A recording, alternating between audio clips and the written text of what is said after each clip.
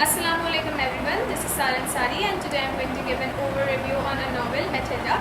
So Matilda is basically written by a British writer Roald Dahl, जिन्होंने इसमें अपनी novel में एक छोटी बच्ची का जिक्र किया है जो कि तकरीबन 4 साल की होती है। इसकी फैमिली में इसकी मदर, इसके फादर मिस्टर एंड मिसेस वॉम्फोर्ड और इसका भाई माइकल होता है।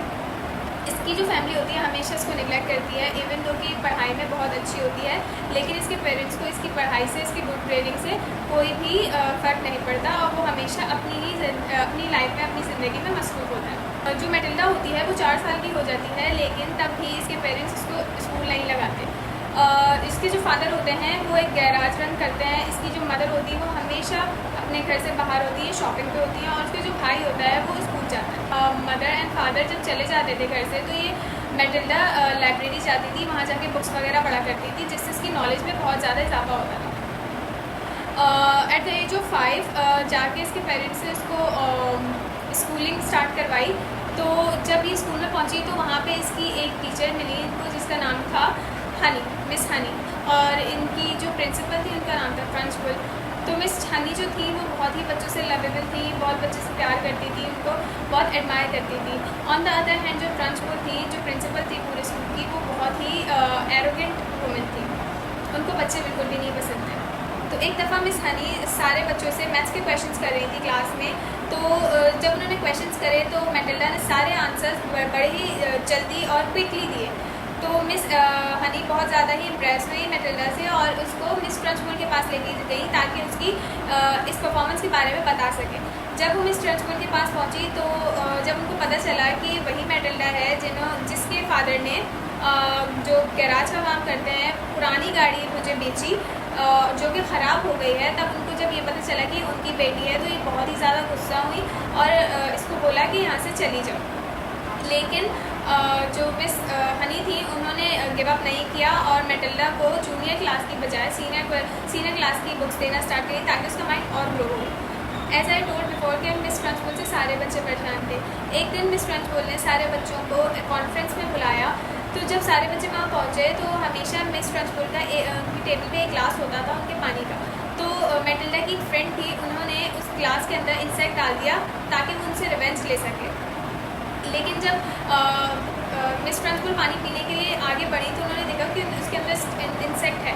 तो उन्होंने एकदम से शाउट किया, Matilda you did that. Matilda said कि no ma'am I didn't, but वो उन्होंने उसकी बात नहीं सुनी और उसको और भी गुस्सा करा उसके ऊपर। एट दैट मोमेंट जो मैटिल्डा थी वो बहुत ही गुस्सा हो गई और उसको अपने अंदर एक एनर्जी, एक पावर फील होने लगी, जिस वजह से मैटिल्डा की आइज़ भी रेड होने लगी थी। इस मोमेंट पे स्टोरी के मैजिकल पावर्स बताई गई हैं जो कि शो करती हैं फैंटेसी को। तो जो मैटिल्डा थी वो इतना गुस्सा हो गई थी कि उसने ग्लास को देखा and she said pull it over. तो मैटिल्डा ने वो ग्लास अपनी एनर्जी के थ्रू, अपनी आइज़ के थ्रू फ्लोर पे गिरा दिया। तो जब ये चीज़ मिस हनी ने देखी तो वो बहुत ही शॉक हुई। जब मिस हनी ने डिस्कवर किया कि मैटिल्डा के पास स्पेशल पावर्स हैं तो फिर उन्होंने मैटिल्डा को अपने घर इन्वाइट किया। मैटिल्डा जब उनके घर गई तो मैटिल्डा ने देखा कि वहाँ पे उनका जो घर था काफ़ी पुराना था और इवन के जो फर्नीचर था वो भी ना होने के बराबर था। तो मैटिल्डा ये चीज़ देख के बहुत शॉक हुई और उनसे क्वेश्चन किया कि आप यहाँ क्यों रहती हैं। तो मिस हनी ने बताया कि मेरी मदर की डेथ के बाद मेरे फादर ने मुझे मेरी आंट के साथ रखा और कुछ दिन बाद मेरे फादर की भी डेथ हो गई। तो मैटिल्डा ने पूछा कि आपके फादर की डेथ कैसे हुई। तो उन्होंने बताया कि मेरे फादर ने सुसाइड की थी, लेकिन मुझे इस चीज़ पर बिलीव नहीं है। एक्चुअली जो मेरी आंट है वो काफ़ी ही एरोगेंट टाइप वुमन है, लेकिन वो मुझे बिल्कुल भी प्यार नहीं करती, ना मुझे सपोर्ट करती है। फिर मैटिल्डा ने पूछा कि आपकी आंट कहाँ रहती हैं। तो उन्होंने बताया कि मेरे फादर का जो घर है अकॉर्डिंग टू हिज विल, मेरा जो फादर का घर है वो अब मेरी आंट का घर है और मेरी आंट वहाँ पे रहती हैं। तो फिर मिस हनी ने बताया कि जो मेरी आंट है वो एक्चुअली ट्रंचबुल ही है। तो इस टाइम पे वो जो मैटिल्डा थी वो बहुत शॉक हुई। फिर मिस हनी ने सारी बात मैटिल्डा को बताई कि उनके फादर का घर अभी उनके आंट के कब्ज़े में है, जो कि ट्रंचबुल हैं, उनके कब्ज़े में है।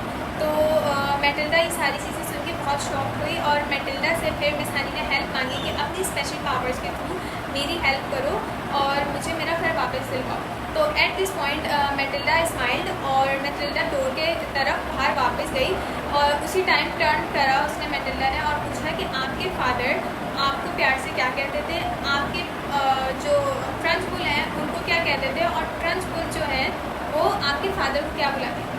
तो उन्होंने सारे नाम बताए कि मेरे फादर जो है वो ट्रंचबुल को अगाटा कहते थे, जो ट्रंचबुल है मेरे फादर को मैग्नस कहती थी और ये दोनों प्यार से मुझे स्वीटी कहते थे।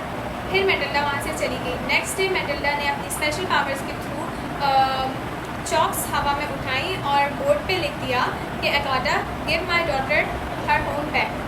और जब ट्रंचबुल ने ये चीज़ देखी तो वो बहुत ही शॉक हो गई और उसी टाइम पे वहाँ पे वो फेंट हो गई। आफ्टर दिस इवेंट ट्रंचबुल बहुत ही डर गई थी और उसने स्कूल भी और मिस हनी के फादर का घर दोनों छोड़ दिया था और वो यहाँ से चली गई थी। इस चीज़ से मिस हनी बहुत ही खुश हुई मैटिल्डा की और उससे बहुत ज़्यादा प्यार करने लगी। जब मैटिल्डा को पता चला कि उसके जो फादर और मदर हैं ये होम टाउन छोड़ के जा रहे हैं तो मैटिल्डा बहुत ही अपसेट हुई और मिस हनी से इंसिस्ट किया कि क्या वो उनके साथ रह सकती है। तो उन्होंने बोला yes of course you can live with me. जो मैटिल्डा के फादर और मदर थे वैसे भी उसकी केयर नहीं करते थे, ना उसको अप्रिशिएट करते थे और उन्होंने भी बोला कि हम तुम्हें और नहीं झेल सकते, तुम अपनी मिस के पास चली जाओ। तो फिर वो मैटिल्डा अपनी मिस के साथ रहने लगी। सो यहाँ पे स्टोरी एंड होती है और हमें इस पूरी स्टोरी से ये चीज़ देखी जा सकती है कि किस तरीके से मैटिल्डा की लाइफ में काफ़ी स्ट्रगल्स आई लेकिन मैटिल्डा ने कभी भी गिव अप नहीं किया और हमेशा सारी प्रॉब्लम्स फेस करी अपनी काइंडनेस के थ्रू, अपनी हार्डशिप के थ्रू। इवन कि वो सबसे बड़ी अपनी जो बुली थी मिस ट्रंचबुल के भी खिलाफ खड़ी हुई और ना सिर्फ अपनी बल्कि काफ़ी बच्चों की लाइफ भी उन्होंने सेव करी। हमें भी चाहिए कि हम भी इसी तरीके से अपनी लाइफ में सारे हर्डल्स को फेस करें और अपनी एक अच्छी ज़िंदगी जिए। Thank you.